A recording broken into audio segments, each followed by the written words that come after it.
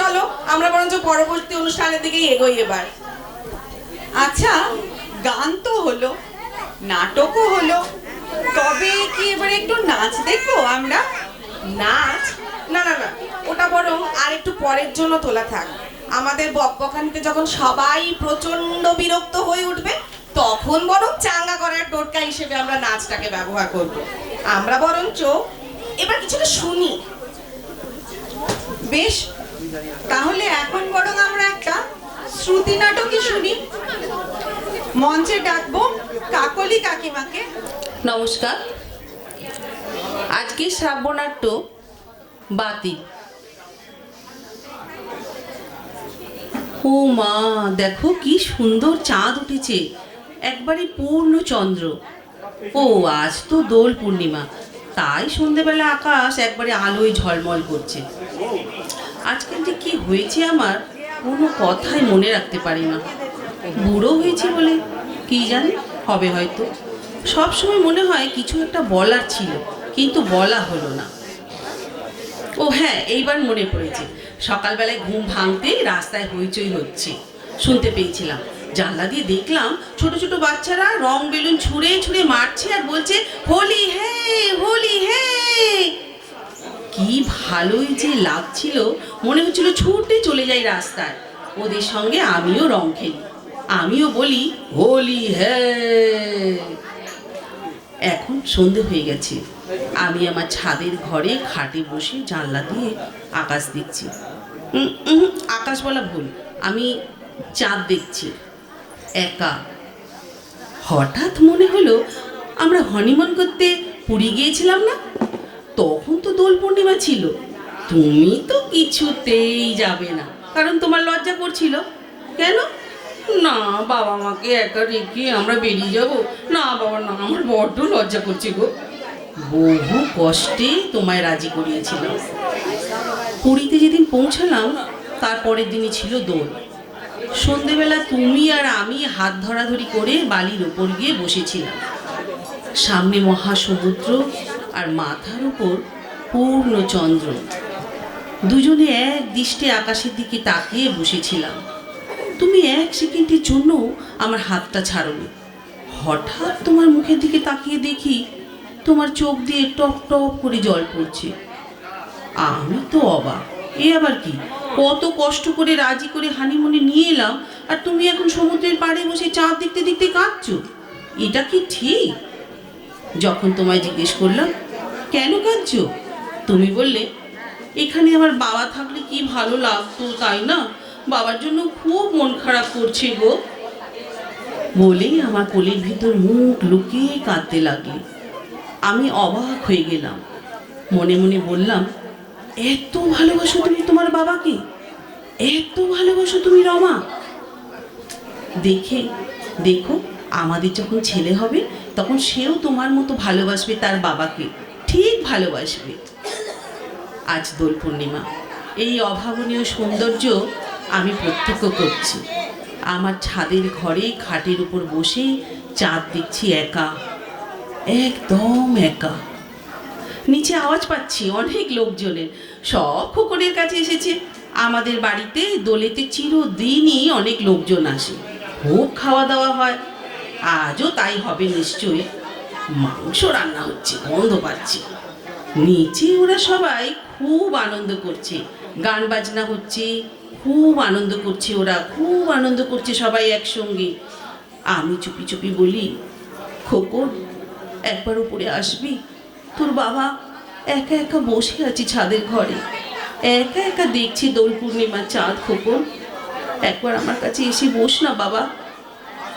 জানো রমা, তোমার মনে আছে সেই দিনটার কথা, যেদিন খোকন প্রথম কথা বলল? মনে আছে? মনে আছে রমা? আমি বাবা মার সঙ্গে বসে চা খাচ্ছিলাম, হঠাৎ তুমি হাঁপাতে হাঁপাতে আমাদের কাছে এসে দাঁড়ালে। আমি তাকিয়ে দেখলাম তোমার চোখে জল। মা জিজ্ঞেস করলো, কি হয়েছে বৌমা?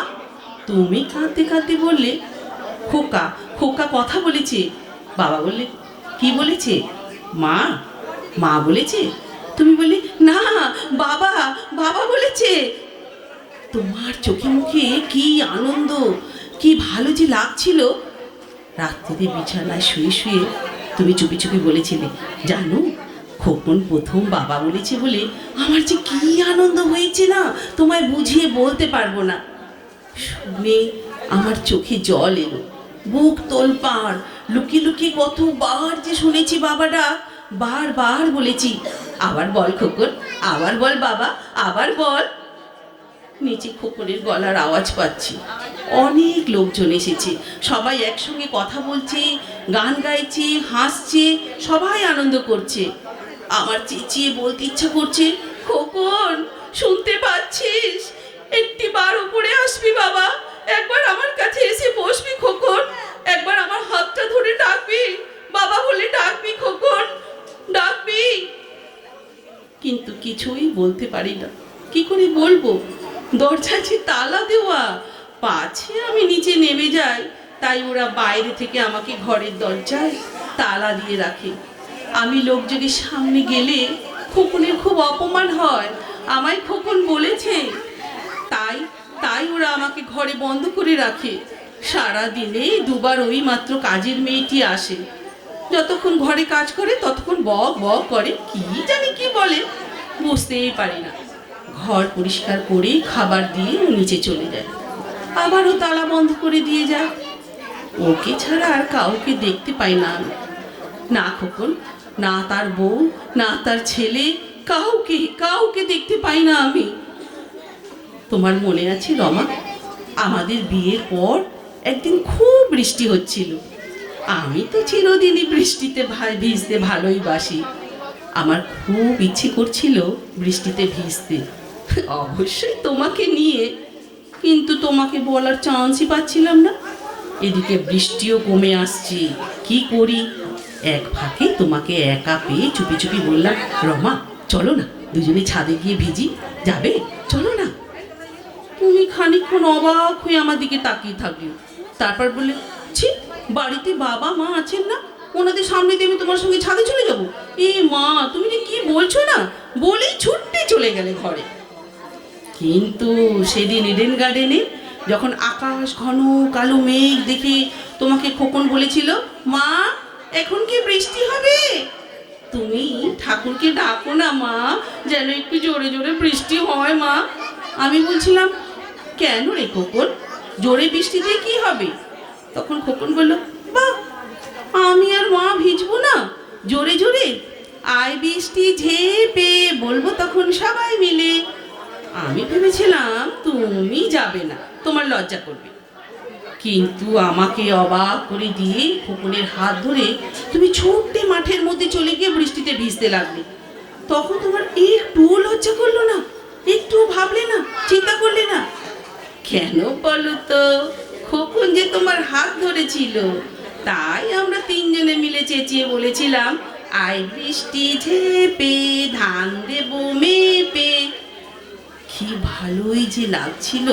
খোকনের দুটো হাত আমরা দুজনেই ধরেছিলাম, ছাড়তেই ইচ্ছে করছিল না। কি তুলতুলে হাত, কি মিষ্টি। আমার এখনো মনে হয় খোকনকে বলি, খোকন একবার তুই হাতটা আমার হাতের উপর রাখবি, একবার আমার পিঠে হাত বুলিয়ে বলবি, বাবা কেমন আছো? আমি জানি তুই বলবি না, কারণ তুই তো আমার সামনেই আসিস না, তো বলবি কি করে, আর হাতই বা ধরবি কেমন করে? আজ দোল পূর্ণিমা। ছোট থেকেই আমি রং মাখতে ভীষণ ভয় পাই। বন্ধুরা সবাই খেলতে ডাকতো, আমি ছাদের ঘরে লুকিয়ে থাকতাম। জানলা দিয়ে দেখতাম রাস্তার ছেলেরা রং পিচকিরি নিয়ে খেলা করছে। তারপর তুমি যখন এ বাড়িতে এলে, তখন তো আরও বিপদ হলো। তুমি রং মাখতে ভীষণ ভালোবাসো, কত ঝগড়া হতো আমাদের ওই দোল খেলা নিয়ে। কিন্তু কি আশ্চর্য দেখো, খোকন যখন ওই ছোট্ট ছোট্ট হাতে দোলের দিনে আমাদের মুখে রং মাখাতো, তখন আমরা একটুও বিরক্ত হতাম না, একটুও রাগ করতাম না। আমি ওর ছোট্ট হাতের ছোঁয়া পাবো বলে চুপি চুপি বলতাম, আরো মাখা খোকন, আরো মাখা, আরো আরো রং মাখা, আরো। আজ দোল পূর্ণিমা, আবির নিয়ে কেউ আসেনি আমার কাছে। আমার বলতে ইচ্ছা করছে, খোকন এক মুঠো আবির নিয়ে আসবি আমার কাছে, আয় না, আয় না খোকন, ছেলেবেলার মতো দুজনে রং মাখাই দুজনের মুখে, হাসতে হাসতে বলি, হোলি হ্যাঁ, হোলি হ্যাঁ। যদিও জানি ওরা কেউ আসবে না আমার কাছে, ওরা কেউ আসে না এই ঘরে। রমা, আমি জানি তুমি নেই, আমি জানি, কিন্তু আমি বিশ্বাস করতে চাই না।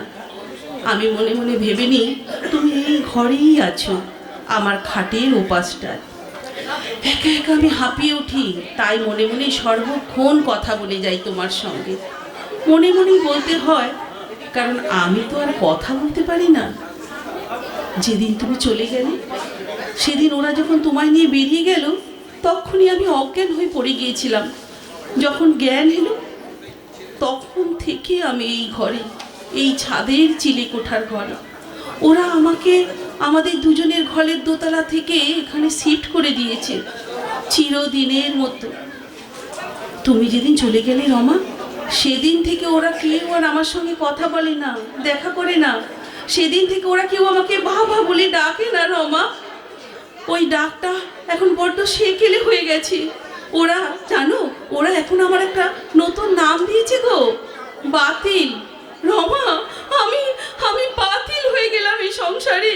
খোকন আমায় বাতিল করে দিল রমা, খোকন আমায় বাতিল করে দিল রমা, খোকন আমায় বাতিল করে দিল।